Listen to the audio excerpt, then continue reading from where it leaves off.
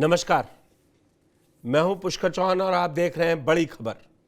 बड़ी खबर में सबसे पहले बात उत्तर प्रदेश के मुख्यमंत्री सीएम योगी आदित्यनाथ का दिल्ली दौरे की। सीएम योगी आदित्यनाथ ने आज गृह मंत्री अमित शाह से मुलाकात की। गृह मंत्री अमित शाह से उनकी ये मुलाकात 40 मिनट चली है। लगभग 40 मिनट तक की मुलाकात चली है। अभी 10 से 12 मिनट हुए हैं ये मुलाकात खत्म हुए।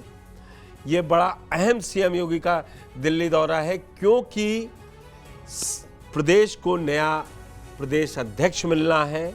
इसके अलावा सीएम योगी के मंत्रिमंडल में करीबन 6 मंत्री पद खाली हैं, जिसमें से 2 विधायक और कहें योगी सरकार में मंत्री वो सांसद बन गए थे 4 जून 2024 को, और अब जून 9 है।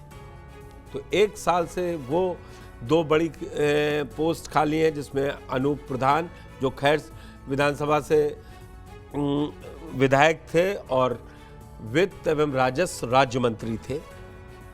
इसके अलावा चेतन प्रसाद पीडब्ल्यूडी जैसा बड़ा महकमा वो खाली हो गया है, कैबिनेट स्तर का मंत्री पद था उनके पास। तो इन सब को लेकर बड़े कयास लगाए जा रहे थे और सीएम योगी का एक औपचारिक निमंत्रण देने का भी कार्यक्रम है राष्ट्रपति मुर्मू को, जिसमें जो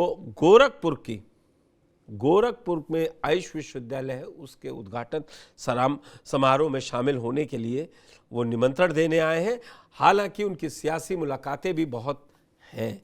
इसमें जो मैंने आपको अभी बताया कि प्रदेश अध्यक्ष, कैबिनेट विस्तार और कई और फेरबदल कार्ड्स हैं, क्योंकि इसका इफेक्ट इस बात से पड़ेगा जब नया बीजेपी को राष्ट्रीय अध्यक्ष भी मिलना है, और जब वो यूपी का प्रदेश अध्यक्ष नाम तय हो जाएगा माना जा रहा है, उसके बाद ही ये नया राष्ट्रीय अध्यक्ष मिलेगा और तब बड़ा फेरबदल होगा। केंद्र से लेके प्रदेश स्तर तक कई राज्यों में इसका असर दिखाई पड़ेगा। इन्हीं सब पर चर्चा करने के लिए मेरे साथ एग्जीक्यूटिव एडिटर पंकज कुमार जी मेरे साथ जुड़ चुके हैं स्टूडियो में। पंकज जी, जो सीएम योगी का ये दौरा है ये कई मायनों में बड़ा महत्वपूर्ण है, क्योंकि एक तो वो औपचारिक मुलाकात है राष्ट्रपति से आयुष विश्वविद्यालय के उद्घाटन का, लेकिन जिस तरीके से आपने देखा 40 मिनट गृह मंत्री अमित शाह से मुलाकात की है, उसमें क्या क्या ये मुद्दे हैं। एक प्रदेश अध्यक्ष का है, दूसरा मंत्रिमंडल विस्तार को लेके। देखिए, आपको ये बता दें कि मुद्दे कई हैं, क्योंकि यूपी बहुत सेंसिटिव स्टेट है और ये बार बार कहा जाता है और ये हकीकत भी है कि दिल्ली का रास्ता आप लखनऊ से होकर ही तय करते हैं। इसलिए उत्तर प्रदेश में कैसे मजबूत पकड़ बना रहे, और सबसे बड़ी बात जो विपक्ष लगातार ये नैरेटिव तैयार करने की कोशिश कर रहा है कि उत्तर प्रदेश में बेरोजगारों की संख्या काफ़ी ज़्यादा बढ़ रही है और सरकार बेरोजगारी को लेकर के संजीदा नहीं है। मेरे पास जो जानकारी आ रही है उसके मुताबिक अमित शाह 15 तारीख को उत्तर प्रदेश जाने वाले हैं और तकरीबन 60,000 पुलिस भर्ती को लेकर के वो नियुक्ति पत्र बांट सकते हैं। तो इस तरह की घटना भी, इस तरह की बात भी सामने आ रही है। जहां तक सवाल है उत्तर प्रदेश में मंत्रिमंडल के विस्तार को लेकर के, तो पुष्कर, आप इस बात को बहुत बेहतर तरीके से जानते हैं कि जातीय संतुलन कायम रखना, और ख़ास तौर पर जब से जातीय जनगणना की बात पुरजोर तरीके से लोगों के दिलो दिमाग को पकड़ने लगी है और विपक्ष इस नैरेटिव को बड़ी मजबूती से सामने रख रहा है कि जातीय जनगणना की बात केंद्र ने इसलिए स्वीकार की क्योंकि ये अखिलेश यादव की का कहना था कि हम पीडीए की राजनीति करेंगे, जातीय जनगणना बहुत जरूरी है, प्रदेश का विकास नहीं हो सकता, देश का विकास नहीं हो सकता। और ये सिर्फ अखिलेश यादव ही नहीं बोल रहे थे, राहुल गांधी पूरे देश में घूम घूम कर बोल रहे थे। राहुल गांधी 2023 से इस तरह की राजनीति करने लगे हैं जैसे लग रहा है कि बिल्कुल कांग्रेस से उलट उनकी राजनीति शुरू हो गई। बिल्कुल। कांग्रेस पर हमेशा आरोप लगता रहा कि काका कालेलकर रिपोर्ट से लेकर के तमाम वैसे रिपोर्ट्स जो मंडल के विरोध में था, आरक्षण के विरोध में था, उसको दबाए रखती थी। लेकिन राहुल गांधी अब बढ़ चढ़ करके बोल रहे हैं कि क्यों नहीं जाति के आधार पर भागीदारी हो, हिस्सेदारी हो। तो सवाल ये उठता है कि मंत्रिमंडल का विस्तार कैसे किया जाए और उसमें केंद्रीय पंकज जी, मंत्री। आपने बड़ी महत्वपूर्ण बात जाति जनगणना वाली उठाई है और इसी जातीय समीकरण को ध्यान में रखते हुए बीजेपी का नया प्रदेश अध्यक्ष होना चाहिए मेरी समझ। नहीं, बिल्कुल मैं वही कह रहा हूं, क्योंकि 2027 में चुनाव है और जान लीजिए कि 2 बार से योगी आदित्यनाथ सीएम है। 2027 में जाति बड़ा मुद्दा होगा। अखिलेश का पीडीए क्लिक करता हुआ दिखाई पड़ रहा है, कांग्रेस इस मुद्दे पर काफी एग्रेसिव है। ऐसे में बड़ा सवाल ये उठता है कि जातीय जनगणना को लेकर के और जाति की संख्या के हिसाब से हिस्सेदारी को लेकर के सरकार कितनी आक्रामक है, कितना इस पर अमल कर रही है, जमीन पर उतार रही है, लोगों को रोजगार किस तरीके से मिल रहा है, जातीय जनगणना के हिसाब से क्या वाकई और चीजों में कह लीजिए कि आरक्षण भी बढ़ सकता है। कई तरह की बातें सामने आ रही, लेकिन ये तो बाद की बात है, क्योंकि कास्ट सेंसस तभी होगा जब नेशनल सेंसस होगा, जब पॉपुलेशन गिना जाएगा। लेकिन उससे पहले जो सीट वैकेंट है उसको कैसे भरा जाए, किस जाति के लोगों को मंत्री बनाया जाए, किस जाति के लोग को प्रदेश अध्यक्ष बनाया जाए जो बेहतर परिणाम दे सके, योगी के साथ बेहतर तालमेल भी रखे और केंद्र का भी उस पर विश्वास हो। और जहां तक जो राष्ट्रीय अध्यक्ष चुने जाने की बात है, आप देखिए वो भी मामला अटका हुआ है। कहा जा रहा है कि जून में ही राष्ट्रीय अध्यक्ष तय हो जाएगा। और दरअसल जो थोड़ा बहुत लटका तो बीच में ऑपरेशन सिंदूर का मसला था। अब ये देखिए राष्ट्रीय अध्यक्ष कब चुने जाते हैं, उत्तर प्रदेश के अध्यक्ष कौन बनते हैं, मंत्रिमंडल का क्या विस्तार हो सकता है, इसकी संभावना क्या है। और बड़ी बात आपको बताऊं, जिस तरीके से ओपी राजभर की पार्टी कह रही है हम अकेले चुनाव लड़ेंगे, अनुप्रिया पटेल वो कह रही हैं कि हम अकेले अलग चुनाव लड़ेंगे, त्रिस्तरीय पंचायत चुनाव लड़ेंगे। तो सवाल यह है कि ऐसी परिस्थिति में बीजेपी नंबर 1 कैसे बनी रहे, इसके लिए स्ट्रैटेजी क्या अपनाया जाए और केंद्रीय नेतृत्व को कैसे कॉन्फिडेंस में लिया जाए। निश्चित तौर पर योगी आदित्यनाथ, इसीलिए पीएम मोदी अमित शाह से 40 मिनट की बैठक हुई है और जेपी नड्डा से भी वो मिलने वाले हैं। राष्ट्रपति से क्यों मिलने जा रहे हैं, ये औपचारिक मुलाकात है। आपको मालूम है कि गोरखपुर में जो उनका ड्रीम प्रोजेक्ट है, जो यूनिवर्सिटी बनाने की बात है, 621 करोड़ की लागत से उस यूनिवर्सिटी का उद्घाटन, इनॉग्रेशन कराना चाहते हैं राष्ट्रपति के कर कमलों द्वारा। लेकिन इसके अलावा जो राजनीतिक मुद्दे हैं और उत्तर प्रदेश की जो स्थिति और परिस्थिति है उसको कैसे साधा जा सके और साथ ही साथ प्रदेश अध्यक्ष से लेकर के तमाम बातों को कैसे ठीक किया जा सके, इसी प्रयास में योगी आदित्यनाथ दिखाई पड़ रहे हैं। मुझे लगता है तमाम बड़े नेताओं, मुझे लगता है पंकज जी आपको दर्शकों को एक बात और साफ कर देनी चाहिए, क्योंकि जब जब ये मुलाकातें होती हैं तब तक उठता है जब नया राष्ट्रीय अध्यक्ष भी चुना जाना है, गुजरात में भी प्रदेश अध्यक्ष आना है, यूपी में भी आना है, कई राज्यों में आना है, करीबन 8 से 10 राज्य महत्वपूर्ण हैं जहां पे अभी नहीं चुनाव के बाद अध्यक्ष मिला है। तो अब इस बार एक बार फिर बड़ी खबर उड़ रही है कि बीजेपी में बड़ा आमूलचूल परिवर्तन ऑन कार्ड्स है। कह रहे हैं 4 राज्यों से 5 राज्यों के सीएम को भी इधर से उधर किया जा सकता है। ये सब जो हेयर से चलता है, मैं चाहता हूं कि आप इसको दर्शकों को बताएं कि इसमें कितनी सच्चाई है। देखिए बीजेपी ऐसी पार्टी है जो कोर्स करेक्शन में जबरदस्त तरीके से विश्वास रखती है और यही बड़ी बात है कि बीजेपी एक बार अपना पैर कहीं पे जमाती है तो भले ही वो चुनाव हार जाए लेकिन उसके पैर उखड़ते नहीं है, वो पूरे तरीके से उखड़ नहीं जाती है। अभी तक जो बीजेपी का स्ट्रैटेजी दिखा है और जिस तरीके से बीजेपी का परफॉर्मेंस दिखा, मैं उसकी बात कर रहा हूं। जहां तक प्रधानमंत्री मोदी और अमित शाह के नेतृत्व का सवाल है, तो इसमें आपने देखा कि लगातार बीजेपी का ग्रोथ हुआ है। बीजेपी ने कई सारे एक्सपेरिमेंट्स किए हैं। सवाल ये उठता है कि ये एक्सपेरिमेंट किस हद तक सफल हुआ है। कई तरह की बातें सामने आ रही हैं जिसमें यह कहा जा रहा है कि कुछ मुख्यमंत्री का परफॉर्मेंस अप टू एक्सपेक्टेशन नहीं है। आने वाले विधानसभा चुनाव में, लोकसभा चुनाव में परिस्थितियां विकट हो सकती हैं और इसीलिए कुछ मुख्यमंत्रियों के बदलने की बात है। और दरअसल आपको बता दें कि बीजेपी एक पॉलिटिकल पार्टी है, लेकिन इसके कई अनुसांगिक संगठन भी हैं। आरएसएस क्या राय रखता है, इसकी भी चर्चा बहुत महत्वपूर्ण है।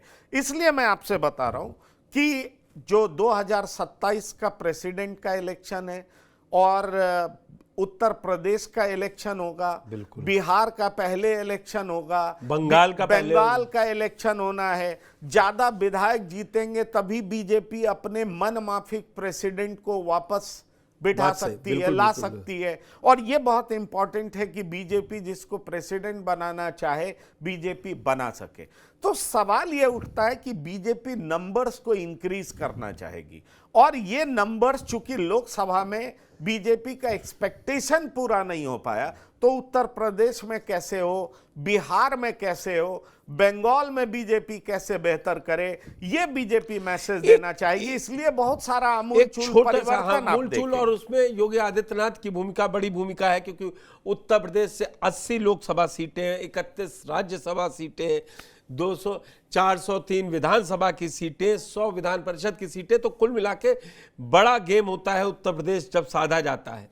और ये तय है कि इन जिन बड़ी भूमिकाओं के बारे में आपने बात की है उसमें योगी आदित्यनाथ का से होगा और रहेगा। लेकिन जिस तरीके से अगर कहें प्रधानमंत्री मोदी और गृहमंत्री अमित शाह की जो मतलब एक जोड़ी जिस तरीके से काम करती है, उसमें ये किसी का बहुत मालूम करना मुश्किल हो जाता है कि कौन क्या बनने जा रहा है, किसका नंबर लगेगा, किसका नहीं। कम से कम 2014 से 25 तक तो हम लोगों ने यही देखा। मेरा सवाल यह है कि जिस तरीके से 14 में पूरी की पूरी कैबिनेट को जेडीयू और ये टीडीपी को छोड़ दीजिए, तो जो वो कैबिनेट थी उसी के चेहरे, तो क्या अब समय है कि केंद्र में भी फेरबदल आप देखते हैं कुछ? नहीं, मैं बिल्कुल देखता हूं। आप देखेंगे कि केंद्र में भी रिसफल होगा, कई सारे मंत्री बनेंगे और इनफैक्ट आपको बता दें कि ये राज्य को भी मैसेज जरूर दिया जाएगा कि देखिए आपकी भलाई के लिए, जनहित के लिए उस राज्य को केंद्र में ज़्यादा रिप्रेजेंटेशन मिला है। मैं इस बात से कतई इनकार नहीं कर सकता। जहां तक आप कह रहे हैं तो निश्चित तौर पर ये दो ऐसे नेता हैं जो रिस्क लेना जानते हैं, नए नए प्रयोग करना जानते हैं और इसीलिए आपने देखा कि नए प्रयोगों की वजह से इन्हें अपार सफलता मिली है। तीसरी बार प्रधानमंत्री पीएम मोदी बने और जहां तक उत्तर प्रदेश का भी सवाल है, उत्तर प्रदेश का भी सवाल है, तो आप ये जान लीजिए कि योगी आदित्यनाथ दूसरी बार सीएम बने। तो दूसरी बार सीएम बनना उत्तर प्रदेश जैसे राज्य का ये कोई छोटी बात नहीं है, बहुत बड़ी बात है। बीजेपी लगातार केंद्र में मजबूत सरकार चाहेगी। मैं आपको बता दूं 2047 की जो बात होती है विकसित भारत की, बीजेपी चाहती है कि अपने नेतृत्व में भारत को वाकई विकसित बनाया जा सके और इसलिए उत्तर प्रदेश जैसे सूबे में जहां की 80 लोकसभा सांसद चुने जाते हैं और 2026 के बाद तो ये बढ़ना भी है, ये जान लीजिए। तो सवाल ये उठता है कि उत्तर प्रदेश पर कैसे मजबूत पकड़ रहे। जातीय जनगणना को लेकर के बीजेपी जिस तरीके से इसको एग्जीक्यूट करने की बात कर रही है, उसका भरपूर क्रेडिट कैसे ले सके। एक बात मैं दर्शकों को, बात तो यूपी की चल रही है और आपने सीटों को कहा, तो जो वन नेशन वन इलेक्शन पर कमेटी बनी है उसके पीपी चौधरी ने कल ही एक बड़ी बात कही है कि 34 से पहले one nation one election possible नहीं है, क्योंकि जो सबसे रिसेंट हो पाएगा वो 2034 में। तो कुल मिला के जो आप एक खाका खींच रही है नेक्स्ट 10 साल का जो बीजेपी लेके चलती है, और बीजेपी उस तरीके से लेकर के चलती है। आपको बता दें बीजेपी के सामने आज सबसे बड़ी चुनौती ये है कि विपक्ष के उस नैरेटिव को तोड़ना, खत्म करना जिसमें विपक्ष बार बार बीजेपी को एंटी आरक्षण रिजर्वेशन बताती है। बीजेपी बहुत हद तक संविधान में बिल्कुल बदलाव कर देगी, इसको तोड़ने में कामयाब रही है। लेकिन जातीय जनगणना कराने की बात करके बीजेपी ने एक प्रयास किया है कि विपक्ष का वो नैरेटिव सेट ना हो। मैं यहाँ पे एक काउंटर क्वेश्चन करता हूँ और यही मेरा लास्ट क्वेश्चन होगा, फिर इसके बाद मैं दूसरी खबर पे बढ़ूंगा। पंकज जी, मैं एक चीज समझना चाहता हूं। आपने बड़ी साफगोई से कहा कि बीजेपी के नेतृत्व ने कास्ट सेंसस का ऐलान करके विपक्ष के नैरेटिव को तोड़ने की कोशिश की, लेकिन जो बीजेपी का एक बड़ा वोट बैंक फॉरवर्ड जिसको कहते हैं, जो जनरल कैटेगरी का है, वो भी कहीं ना कहीं सोच में है कि जो चाह रहा था कि बीजेपी वो पार्टी थी जिसने सबसे पहले ईडब्ल्यूएस का रिजर्वेशन दिया था और 50% की कैप होने के बावजूद टूटा था। लेकिन जिस तरीके से राहुल गांधी लगातार कैप टूटने की बात कर रहे हैं, तो फिर जो एक बड़ा वोट बैंक बीजेपी के साथ हमेशा खड़ा रहा है, उसमें थोड़ा हलचल देखी जाएगी। देखिए, मुझे लगता है ये व्यावहारिक राजनीति को भी समझना पड़ेगा, और ये समझना इसलिए जरूरी है कि आरक्षण ऐसा मसला है जिससे अगर अलग बीजेपी कभी चली होती, आप जान लीजिए जब बीपी सिंह का रथ भी चल रहा था, मंडल की बात जब चल रही थी, तो उसको भले ही कमंडल से काउंटर करने की बात बहुत लोग करते हैं, लेकिन बीजेपी ने कभी मंडल का विरोध नहीं किया, इस बात को आप समझिए। और प्रत्यक्ष तौर पर बीजेपी विरोधी नहीं दिखना चाहती। बिल्कुल। आप प्रत्यक्ष तौर पर बहुत लोग कहते हैं, कह सकते हैं, मैं वो बात नहीं कर रहा, लेकिन प्रत्यक्ष तौर पर बीजेपी ने कभी आरक्षण का विरोध नहीं किया, इस बात को आप जान लीजिए। कांग्रेस ने खुल करके विरोध किया, जहां तक जिसकी जितनी हिस्सेदारी जेपी का था नारा। ठीक, ये जो बात है कि आबादी के हिसाब से आप आरक्षण दीजिए, ये बीजेपी के गले नहीं उतर रहा था, लेकिन लोकसभा चुनाव का परिणाम ने बीजेपी के भीतर अलार्म बेल बजा दिया, आप इस बात को जान लीजिए। और उसके बाद जातीय जनगणना की बात स्वीकार करना और कास्ट सेंसस कराना, जब पॉपुलेशन सेंसस होगा, जब लोगों की आबादी गिनी जाएगी और उसी के साथ जातीय जनगणना होगी और ये बीजेपी की सरकार कराएगी, तो बीजेपी ये जरूर क्रेडिट लेना क्या चाहेगी। ये कास्ट सेंसस जो 1 मार्च 2027 से शुरू होगी, सेकंड पार्ट में सबसे ज्यादा उसी में राज्य है, क्योंकि जो अक्टूबर में शुरू होनी है 2026 में, उसमें 4 राज्य हैं, वो भी पर्वतीय इलाकों के हैं जहां पे बर्फ पड़ने लगेगी, इसलिए इसको 27 मार्च से पहले शुरू किया जा रहा है। तो क्या आप नहीं देख रहे हैं 29 आने से पहले पहले तक बीजेपी पूरी चीज इन ऑर्डर कर लेना चाह रही है?